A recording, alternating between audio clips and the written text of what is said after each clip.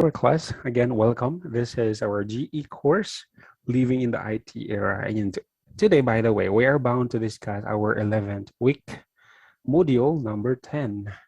We are a little bit advanced. This is part of your final topics already, since we are done with the previous one.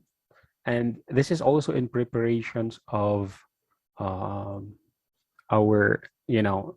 coming class days wherein we don't have the freedom to do so. Kasi going to talk about globalizations and human development. So I am presuming everyone is knowledgeable already with globalization. This is your topic with the Jack world or the GE world, the contemporary world. But this time here, we will be talking mostly on technology. Though in your GE Jack world, there are also globalization of media. But that is a little touch compared to this one. Okay, so in this topic, what can we expect is that we will learn the different perspective of a globalized world. Okay, so that is just an additional of what you have learned. All right, so now let's move on. In this lesson, what can we expect is that, as what I have said earlier, the first one is to have, learn the different perspective in the globalized world. And we have also to know the mechanisms for global inclusions. And also we have to get an idea of what technologies can help end poverty. Ayun. Paano kaya? In other words, technology. So later on, we will know that. All right? All right. So globalizations, huh? So how has this phenomenon come about? So based on the literature and globalizations, there are 4 waves of theoretical discourse to the analysis of this social phenomena. Okay, so the hyper-globalist approach, if we can go through this one here. Okay, so the hyper-globalist approach represents the first wave. So there are 4 waves actually for the different perspectives in globalized world or globalization. So the hyper-globalist approach is focused on the idea of globalizations as economic transformations and conceives globalizations the inevitable emergence of a single global capitalist market economy. But what do we mean by a single global capitalist market economy? It just means that every business owners in the world can actually take advantage of the global markets. That is what it means by the single global capitalist market economy.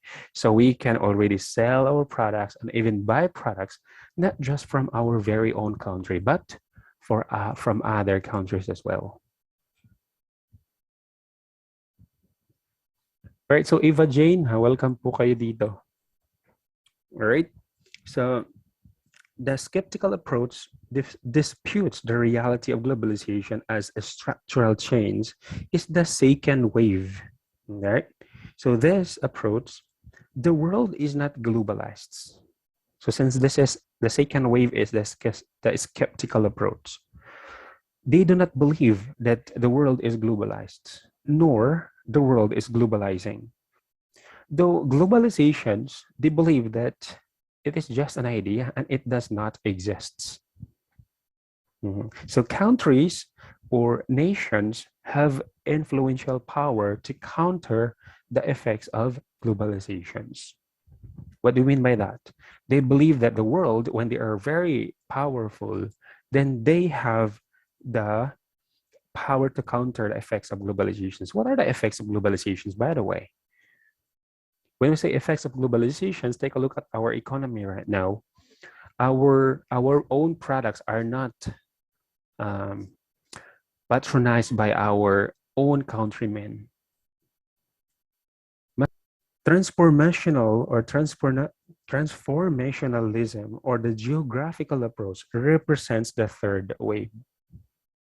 All right. So we are in the third wave already. Now, this posits that globalization is the inevitable creations of a social space where culture is homogeneous and trade is being liberalized. But maybe you will ask the questions, what do we mean by posits? The word posits. Posits. Ito ba yung kinakain at niluluto? That something which is not fact is assumed to be true. That is what we mean by posits. So when we say globalization is inevitable, this is something that we cannot stop. And this globalization idea creates every country from different parts of the world have one homogeneous culture by influencing one country to another. That is why our culture is homogeneous now. We have the same, almost similar culture with the Western countries in the USA. We become, influencers. And trade is liberalized. What do you mean by that? Meaning there are no restrictions anymore for the import and export of product. So I talk about restrictions. When we say restrictions, our country can actually charge higher taxes or called tariff for those products coming to our country from the outside country, which is called imported. All right, by charging higher tariffs, we are protecting our own economy. But since globalization created this phenomena of liberalizing trade, it means that now we can accept and even give products from one country to another. So that is what do we mean by trade liberalizations. The fourth wave represents a variegated approach. So where Barry includes four main perspectives. These are Hayes' third wave of globalization theory, the post-structuralist, the neo-Gramscian, and the ideological ones. So now let us talk about the Hayes perspective. His perspective, the certain economic and political actors.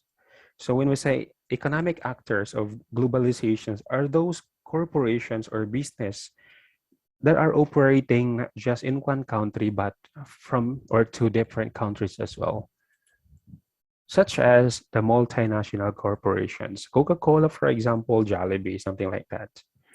And political actors are those influential politicians producing a set of ideas to justify or legitimate change is globalization according to this perspective. So it draws upon the skeptical approach, where empirical investigations of these ideas is the focus with the purpose of showing that globalization is a false idea.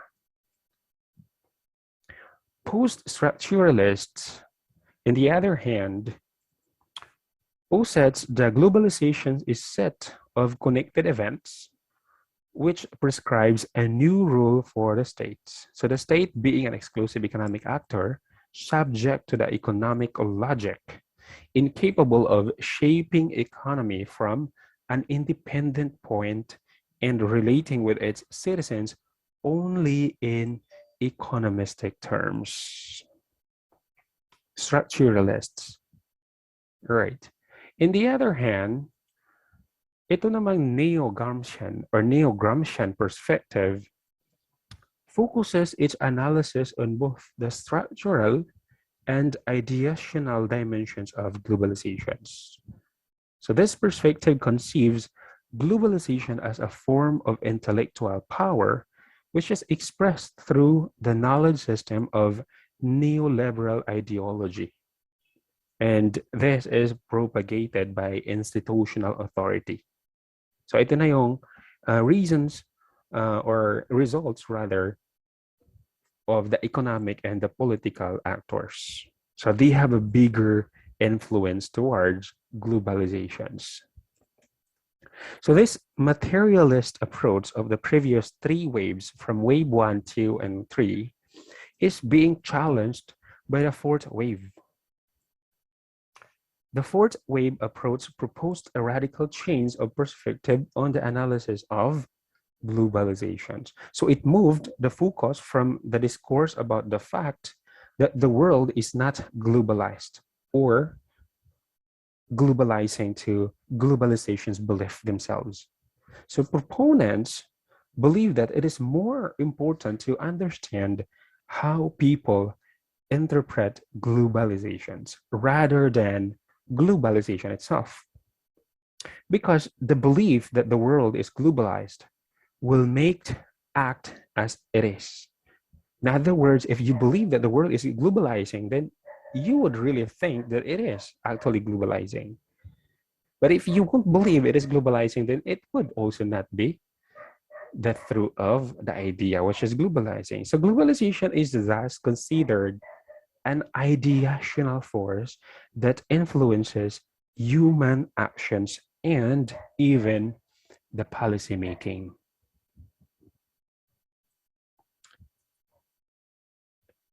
Do you get what I mean?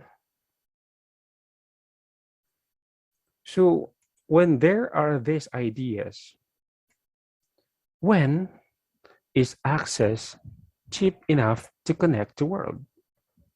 If we are going to consider technology into globalizations, when? When do you think? What we have experienced right now is actually internet, though cheap. So when is the access cheap enough to connect the world in order for us to globalize? So it should already be clear to us that technological innovations exponentially increase the flow and access to informations around the world. Now the question is how to connect the world more efficiently and affordably. So the internet, arguably one of the most transformational technological innovations in human history, has definitely contributed to how the world is connected. May iba nga dyan, cannot live without internet. Although in the last 4 years, internet growth has slowed down, and by early 2016, only an estimated 44% of the world populations are connected to the global digital economy. Take note, only 44% of the world's populations. So, nasaan na yung remaining 56%? So they are, strictly speaking, the rest of the world is not yet connected to the World Wide Web. So perhaps they do not know about internet yet. Or they already know that, but they're just afraid to connect internet. It is just the cost that matters, sometimes the price to connect or something more. So we will know later what are these costs. So there are three critical and interdependent markets. So within which structural challenges in them contributed to first issues, affordability, right? Accessibility. Kasi may mga tao din na hindi afford naman, pero since talagang mahina yung connections, they do not have an easy access to the internet. And also the reasons why people go online or connect to the world. So what are the reasons why they have to connect the world?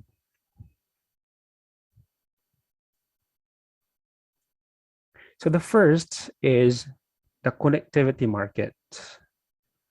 So who are they? They are actually the people who seeks to provide affordable and reliable internet access. Do we have this in our country?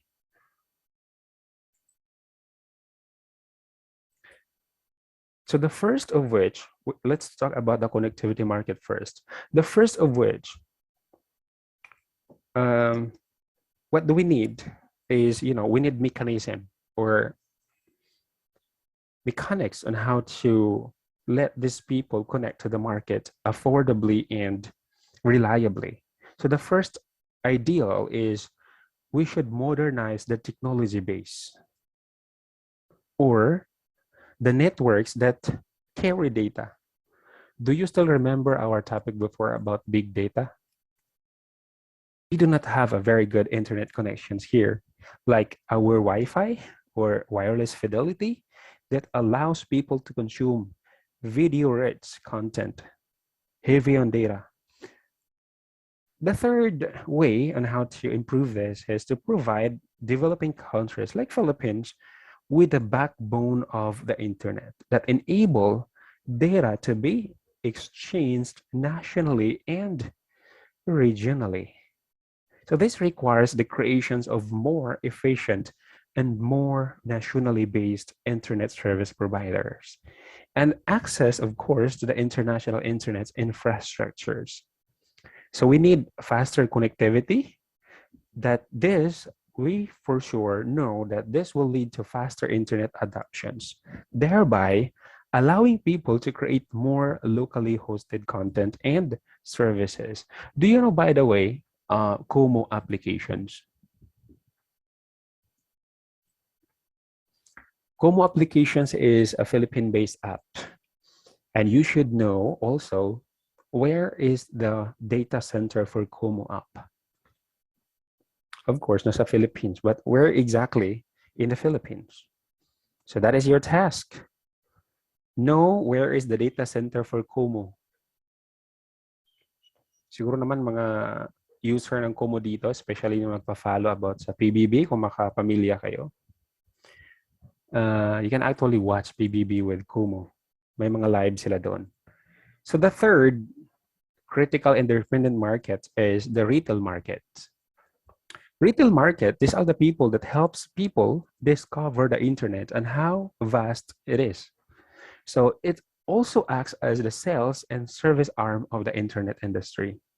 So sila tong markets na responsible for online market selling or online markets or online for selling online products. By the way, why I'm jumping to the retail market? I must start to take the content market first. Okay, I'm sorry for that. So let us talk first the content market. These are the markets that seeks to create relevant uses or reasons for people to go online. So the creation of more local content that aside from utility service, this is to attract people to connect to the internet that has been a challenge on a per nations or country basis. So aside from connectivity and reliability, we also are in what do we call this? Interested to seek relevant content. So the three content market mechanism for this content market is that we should attract more people to go online. And these are how? Creating more educational content and making easier to obtain social service over the internet and the promotions of economic opportunity. So together, these three mechanisms can create an incentive for more and more people to go online. Ako, personally, I just use Kumu because similar other services from the government. And this may very well address most for this, okay? Transaction cost in terms of time, money, and hassle is reduced by e-government. Services versus physical locations. So like, for example, ngayon or before, we cannot go to, or we cannot renew our passport by not going to the, what do we call this, Foreign Affairs Office. Today, we can already make an appointment online and then we can just proceed directly to the office. Before, we really have to go to the office first and wait a long time because we cannot do a, what do we call this, yung reservation sa slot mo. And this is actually the mechanisms on how this content market would connect to the world. And the last mechanism is, of course, economic opportunity. So greater productivity and market reach potential of product that traders or manufacturers sell will make them go online. So that is